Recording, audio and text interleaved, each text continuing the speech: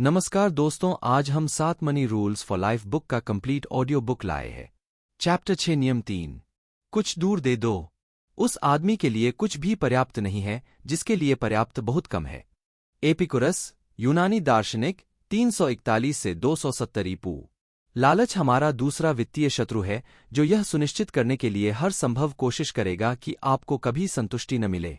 जबकि भय और लालच एक दूसरे से इतने घनिष्ठ रूप से जुड़े हुए हैं कि आप उनके बारे में सोच सकते हैं, समान जुड़वा होने के नाते वे इस तरह से विशिष्ट हैं। डर आपको भविष्य के बारे में असुरक्षित बनाने का काम करता है, जबकि लालच आपके वर्तमान को नष्ट कर देता है। यदि इन दोनों को आपके जीवन में स्वतंत्र रूप से जीने की अनुमति दी गई तो वे आपको दुखी कर देंगे। इस अध्याय में हम अपने सबसे दुर्जय शत्रु लालच से निपटते हैं। नियम 3। अपना कुछ पैसा कृतज्ञतापूर्वक दिल से दे दें, बिना किसी शर्त के या बदले में कुछ पाने की उम्मीद किए बिना। लालच अधिक से अधिक पाने की एक स्वार्थी और अत्यधिक इच्छा है, यहाँ तक कि इस बात की परवाह किए बिना कि आपके पास पहले से ही पर्याप्त है या अधिक पाने की कीमत क्या है। यह वह अतृप्त इच्छा है जो दूसरों के पास है उसे पाने की, चाहे आप इसे वहन कर सकें या नहीं। लालच आपको अपने पैसे के साथ मूर्खतापूर्ण काम करने के लिए प्रेरित करता है और ऐसा करने के लिए प्रोत्साहित करता है। आत्मकेंद्रित और स्वसेवारत बने। लालच आपकी सोच को विकृत कर देता है और आपको यह विश्वास दिलाता है कि अगर आपको एक बड़ा घर या नई कार या वह बढ़िया नया इलेक्ट्रॉनिक गैजेट मिल जाए तो आप संतुष्ट हो जाएंगे। लालच आपके कान में फुसफुसाता है कि आप उन चीजों के हकदार हैं जो आपको पसंद हैं, जो चीजें आप चाहते हैं और वे चीजें जो दूसरों के पास हैं। लालच आपको परिणामों पर विचार किए बिना विज्ञापनों और प्रस्तावों पर प्रतिक्रिया देने के लिए प्रेरित करता है। लालच बनाम संतोष। संतोष कहता है, मेरे पास जो कुछ है उसके लिए मैं आभारी हूं, मुझे वही चाहिए जो मेरे पास है, मेरे पास संतुष्ट करने के लिए पर्याप्त है। लालच कहता है, अधिक पर्याप्त नहीं है, मैं और भी अधिक का हकदार हूं, मुझे यह सब चाहिए और मैं नहीं चाहता इसकी परवाह करो कि इसे पाने के लिए क्या करना होगा। संतोष और लालच एक साथ नहीं रह सकते। वे एक ही समय में मौजूद नहीं हो सकते। उनमें से एक को जाना होगा। जीने की संतुष्टि के लिए लालच को मरना होगा। लालच कभी अच्छा नहीं होता। जब 1987 की फिल्म वॉल स्ट्रीट के मुख्य प्रतिपक्षी गॉर्डन गेको ने स्पष्ट शब्दों में घोषणा की कि लालच अच्छा है, लोग सिनेमाघरों की ओर उमड़ पड़े और खुशी मनाई। कृपया अपने विश्वास तंत्र को किसी फिल्मी लाइन पर आधारित न करें जो यादगार और मनोरंजक हो सकती है लेकिन बिल्कुल गलत है। लालच एक कैंसर की तरह है जिसका उपचार न किए जाने पर यह व्यक्तियों, परिवारों, व्यवसायों, सरकारों और अर्थव्यवस्थाओं को नष्ट कर सकता है। लालच आर्थिक रूप से अज्ञानी लोगों को उपभोक्ता ऋण उद्योग के हाथों में सौंप देता है। क्रेडिट और ऋण के बारे में मेरी अज्ञानता और मेरा टेढ़ा तर्क कि किसी तरह मुझे वह सब मिल सकता है जो मैं अभी चाहता हूं और यह किसी तरह अंत में काम करेगा, मुझे लालच के सपनों का ग्राहक बनने के लिए तैयार किया। क्रेडिट मेरा साथी था। मैंने फैंसी नई पट्टे पर कारें चलाई। मेरे पास एक सुंदर सेरुलियन मिंक जैकेट थी। मैंने अपने सपनों का स्टीनवे ग्रैंड पियानो ढूंढ लिया और सेल्समैन को इसे वितरित करने का निर्देश दिया। हमने फैंसी छुट्टियां मनाई और महंगे उपहार खरीदे। हमारे बच्चों के पास वह सब कुछ था जो वे चाह सकते थे, लेकिन इनमें से कोई भी पर्याप्त नहीं था। मैं एक बड़ा घर और नई कारें चाहता था। बेशक हमारे पास यह सब करने के लिए पैसे नहीं थे, इसलिए मेरे पास जो था और जो मैं चाहता था उसके बीच के अंतर को पाटने के लिए मैंने बड़ी विनम्रता से वीजा और मास्टर कार्ड को बुलाया। इससे कोई फर्क नहीं पड़ता कि हम ये सब चीजें वहन नहीं कर सकते। यदि मैं उन्हें चाहता तो मैं उन्हें प्राप्त कर लेता और खर्च वाले भाग को बाद में स्वयं ही काम करना पड़ता। जरा सोचिए कि मार्केटिंग कैसे, एक साल के लिए कोई ब्याज नहीं, कोई भुगतान नहीं, जैसी चालें चलती है, या 36 आसान भुगतान। लालच का दरवाजा खोलो। वे हमारे उपभोक्ता इंजनों को सक्रिय कर देते हैं क्योंकि हम योजना बनाते हैं कि हमें वह कैसे मिलेगा जो हम अभी चाहते हैं और पहले पैसे बचाने की बकवास को छोड़ देते हैं। उस समय तक जो कुछ भी है वह अपना ग्लैमर खो चुका होगा। तो इसका क्या मतलब है? उपलब्ध ऋण के सामने आने पर लालच एक वित्तीय गलती है जो घटित होने की प्रतीक्षा कर रही है। लालच संक्रामक है। तो आप सोचते हैं कि सर्दी और फ्लू आसानी से फैल जाते हैं दोस्तों, परिवार और सहपाठियों के बीच? लालच जिस तरह से फैल सकता है उससे बढ़कर कुछ नहीं, खासकर माता पिता से बच्चों तक। जब तक मैंने वित्तीय तबाही के राजमार्ग पर यूटर्न लिया, हमारे 2 युवा लड़के पहले से ही लालच और असंतोष के लक्षण दिखा रहे थे। मेरा लालच उन पर हावी हो गया था। मैंने उनके प्रति लालची होने से शुरुआत की, इस बात पर जोर देकर कि उनके पास सबसे अच्छी जन्मदिन पार्टियां और सबसे अच्छे खिलौने और कपड़े हों, कि वे हमारे क्षेत्र में उपलब्ध सभी खेल गतिविधियों में शामिल थे और उन्होंने स्कूल में हर वैकल्पिक चीज में भाग लिया। क्रिसमस हमारे घर में देखने लायक एक उत्सव था क्योंकि हम अपने लड़कों को उनकी हर इच्छा पूरी करते थे। लालच हमारे परिवार में फ्लू के कीड़े की तरह फैल गया। एकमात्र अंतर, कुछ दिनों के बिस्तर पर आराम के बाद यह अपने आप ठीक नहीं हुआ। आप उस योजना और उस यात्रा के बारे में पढ़ सकते हैं जो हमारे लड़कों को अत्यधिक भोगविलास वाले बच्चों से लेकर आर्थिक रूप से आत्मविश्वासी पुरुषों तक ले गई। मेरी पुस्तक रेजिंग फाइनेंशियली कॉन्फिडेंट किड्स में लालच कितना गंभीर है। बहुत, लेकिन इसके लिए केवल मेरा शब्द मत लेना। बाइबल कहती है कि लालच और अमीर बनने की अनियंत्रित इच्छा एक प्रलोभन और जाल है जो बर्बादी और विनाश का कारण बन सकती है। यह कहा जाता है कि धन और संपत्ति की लालसा सभी प्रकार की बुराइयों की जड़ है और यह किसी के दिल को कई दुखों से छलनी कर सकती है। 21 मैं अमीर बनने की तीव्र इच्छा के कारण होने वाली बर्बादी और विनाश के बारे में जानता हूं। परिणामस्वरूप मेरा हृदय दुहक से छलनी हो गया है। यदि इस पुस्तक में कुछ ऐसा है जिसे आप हल्के में लेने के लिए प्रलोभित हैं, तो कृपया इसे लालच का मामला न बनने दें। लालच की पकड़ तोड़ो। लालच की जकड़न को तोड़ने की शुरुआत उस चीज को छोड़ने से होती है जो आपको खत्म करने की शक्ति रखती है। नियम 3 दर्ज करें। अपना कुछ पैसा देने से आपकी इच्छाएं शांत हो जाती हैं और जीवन से लालच खत्म हो जाता है। लालच की पकड़ को तोड़ने के लिए यह कदम दिए गए हैं। 10 व्यक्तिगत करुणा विकसित करें। दूसरों की जरूरतों को अपनी जरूरतों से पहले रखने से हमारी नजरें हमारी स्वार्थी इच्छाओं से हट जाती हैं। यह हमारे दिलों को नरम करता है और हमें दूसरों की जरूरतों के लिए करुणा से भर देता है। उदारता विकसित करें। कृतज्ञता से भरा हृदय स्वयं को उदारता के साथ व्यक्त करता है। उदारता लालच को खत्म कर देती है। जैसे ही आप अपने आसपास के लोगों की जरूरतों को ध्यान में रखते हुए अपने पास मौजूद सभी चीजों को स्वीकार करते हैं, आप खुद को उन तरीकों से वास्तव में आभारी महसूस करेंगे जो आपने पहले कभी अनुभव नहीं किया होगा। 2 पहले उदारता आपके कृतज्ञ हृदय का स्वाभाविक प्रवाह बन जाएगी। 3 दूसरों की जरूरतों को अपनी इच्छाओं से पहले रखें। अपनी कुछ इच्छाएं ले लो और किसी ऐसे व्यक्ति को ढूंढो जिसकी वास्तविक आवश्यकता हो। जो पैसा आपने उन जरूरतों पर खर्च किया होगा उसे ले लो और इसके बदले जरूरतमंदों को दे दो। 4 दोहराना। अपने व्यक्तिगत धन प्रबंधन कार्यक्रम के हिस्से के रूप में अपना कुछ पैसा व्यवस्थित और नियमित रूप से दें। देना लालच की पकड़ को तोड़ने का तरीका है ताकि संतोष पनप सके। देना आपके जीवन में संतुलन लाता है। यह इस स्थिति के लिए एक प्रभावी औषधि है। इसमें आपके जीवन को बर्बाद करने की क्षमता है क्योंकि यह आपको खुद से भी बड़ी किसी चीज से जोड़ता है। देना वह तरीका है जिससे आप व्यक्त करते हैं कि आपके पास जो कुछ भी है उसके लिए आप कितने आभारी हैं। देने से आपके हृदय की स्थिति सिद्ध होती है। भगवान आपको उसी तरह आशीर्वाद देने का वादा करते हैं जैसे आप दूसरों को आशीर्वाद देते हैं। यह खेती और बोने और काटने के सिद्धांतों की तरह है। यदि आप थोड़ा बोएंगे तो थोड़ा काटेंगे। यदि तुम उदारतापूर्वक बोओगे तो तुम उदारतापूर्वक काटोगे। यदि देना आपके लिए एक नई अवधारणा है या जिसे आपने कभी अपने में शामिल नहीं किया है जिंदगी, आप सवालों से घिर सकते हैं। आइए मैं सबसे आम और शायद स्पष्ट बात पर चर्चा करने का प्रयास करूं। कितना देना है? आप कितना देते हैं यह आप पर निर्भर करता है, इसलिए आपको बताने के लिए मेरी या दूसरों की ओर न देखें। यह निश्चय केवल आप ही कर सकते हैं। आपका दृष्टिकोण ही आपके शत्रु लालच को मार डालेगा। यह मायने नहीं रखता कि आप कितना देते हैं, मायने यह रखता है कि आप क्यों देते हैं। उपहार की मात्रा नहीं बल्कि देने वाले की गुणवत्ता से फर्क पड़ता है। आपको वैसे ही जानता हूं जैसे मैं जानता हूं और मैं ऐसी धारणा केवल इसलिए बनाता हूं क्योंकि मैं अपने आप को अच्छी तरह से जानता हूं। जब आप पिछला पैराग्राफ पढ़ते हैं तो आपके पहले विचार थे, बहुत अच्छा, फिर मैं $1 या $2 दूंगा और इसे अच्छा कहूंगा, या मैं बस तब तक इंतजार करूंगा जब तक कि कोई चीज या कोई जरूरतमंद मेरे पास न आ जाए और मुझे मार न दे सर, तब मैं दे दूंगा, या यहां तक कि जैसे ही मेरे सभी बिलों का भुगतान हो जाएगा और मैं अपना पैसा ठीक कर लूंगा, मैं दे दूंगा। लेकिन तब तक मुझे हर उस पैसे की जरूरत है जो मैं अपने हाथ में ले सकूं। नहीं, नहीं और नहीं। यदि आप उपरोक्त किसी में भी अपना दृष्टिकोण देखते हैं, तो आप नियम 3 को नहीं समझते हैं। आप देने की शक्ति और कृतज्ञ हृदय से चूक गए हैं।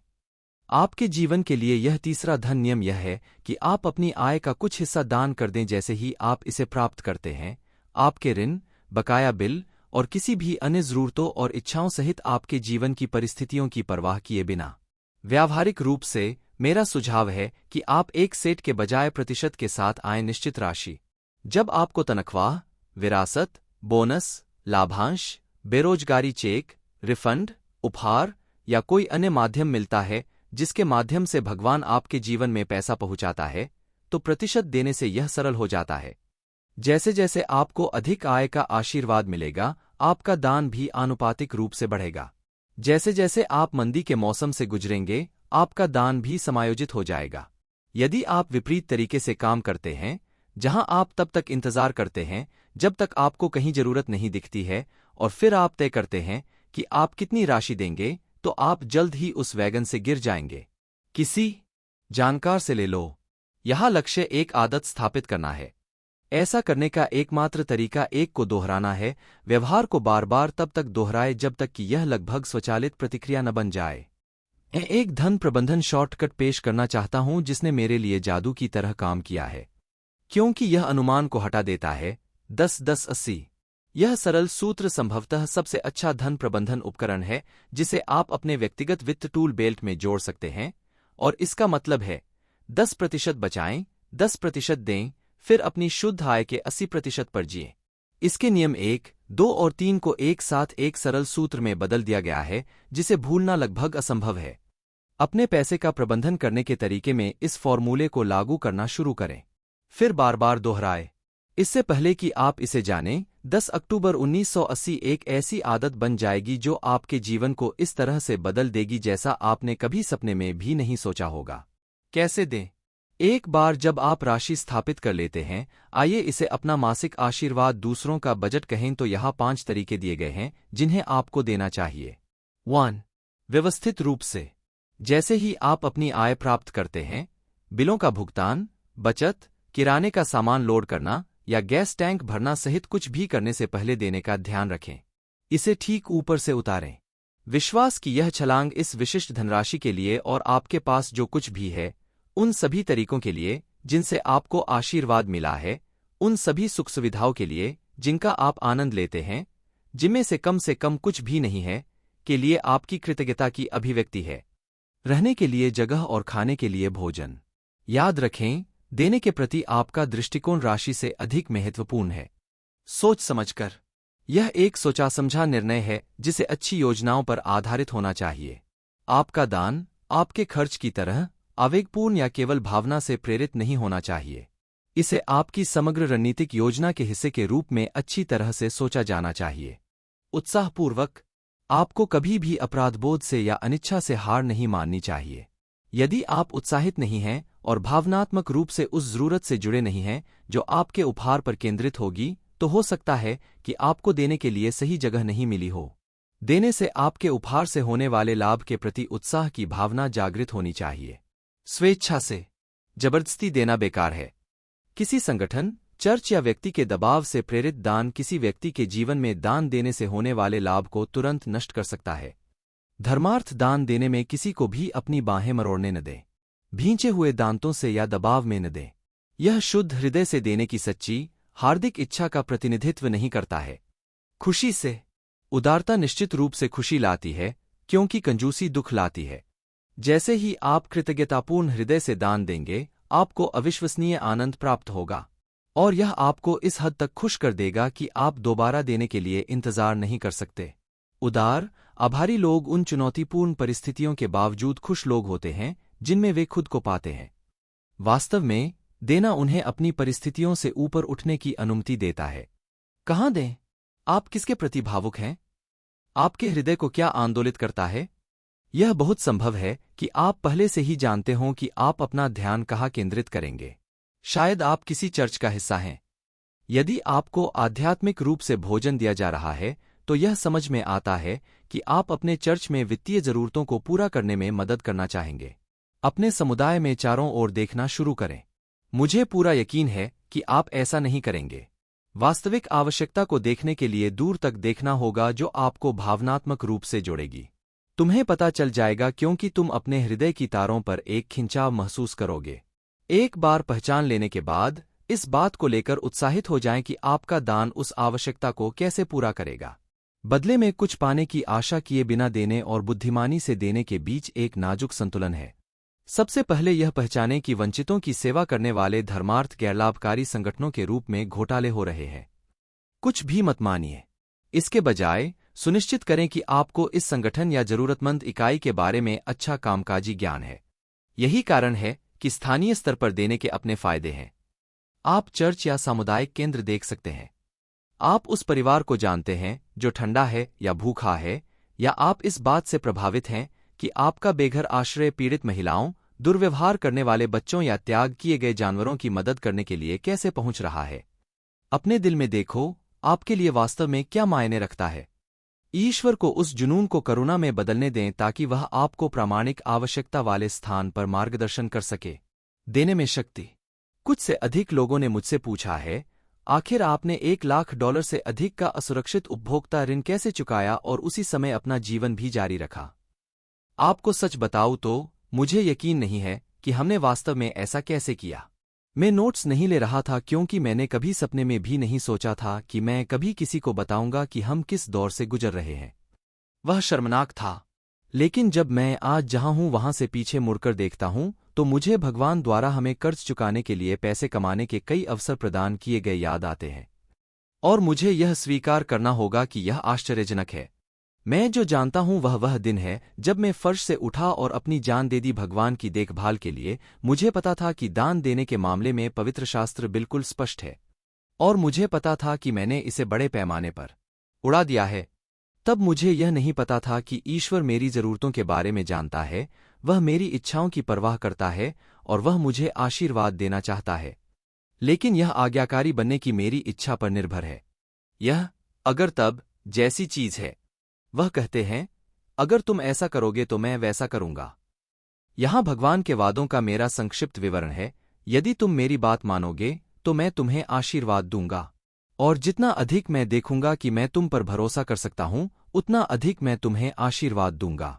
मैं बस इतना चाहता हूं कि मैं जो कुछ भी तुम्हें सौंपूं उसका कुछ हिस्सा तुम दे दो। मैं चाहता हूं कि आप जरूरतमंदों की देखभाल करें और उन लोगों को आशीर्वाद दें जो गरीब और भूखे हैं। आगे बढ़े। अगर आपको लगता है कि यह सच नहीं है तो मुझे इस पर परखें। बस देखो कि क्या तुम मुझे मात दे सकते हो। चूंकि आप दूसरों को आशीर्वाद देने के प्रति वफादार हैं, मैं आपकी देखभाल करूंगा और आपकी सभी जरूरतें पूरी करूंगा।